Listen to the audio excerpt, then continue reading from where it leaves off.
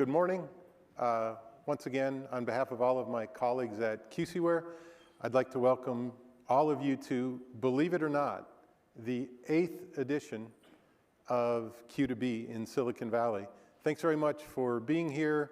It looks like everyone's starting to filter into the conference center. This year's conference is going to be certainly the largest and most exciting that we've had so far.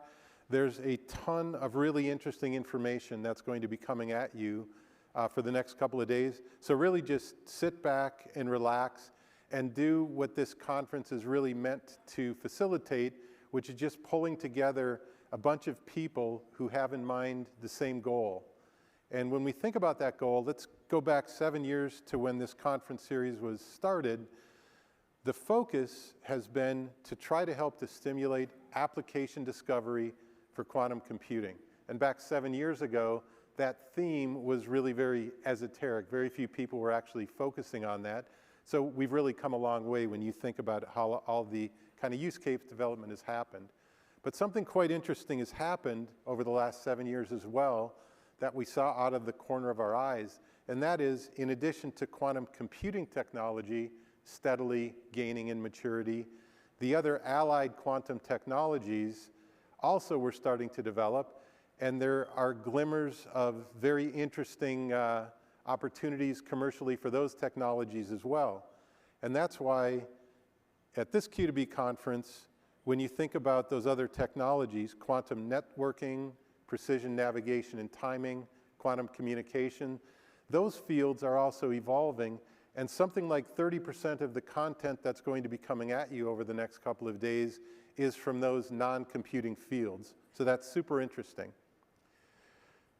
When we also think about what's happened over these last 7 years, certainly the attendance at Q2B has gone up over those 7 years by about 800%. And when you think about that, what's really been the fuel to that? Well, like all things in the world, the thing that does make the earth kind of rotate and the world go around is funding. And funding has increased probably globally at the same rate as attendance has at the Q2B conference series. So if you look at 2024, for instance, by one measure, the reported public sector spending, so the publicly reported spending on what all governments around the world have allocated for quantum technology development, is around $42 billion. You could quibble about what's captured in that number and what's not and how accurate it is, but that's certainly probably an order of magnitude higher than what it was just 7 or 8 or 10 years ago. And that's just the public sector spending. That's easily kind of actuarially accountable. What is probably also the case is that private sector funding has risen by that amount.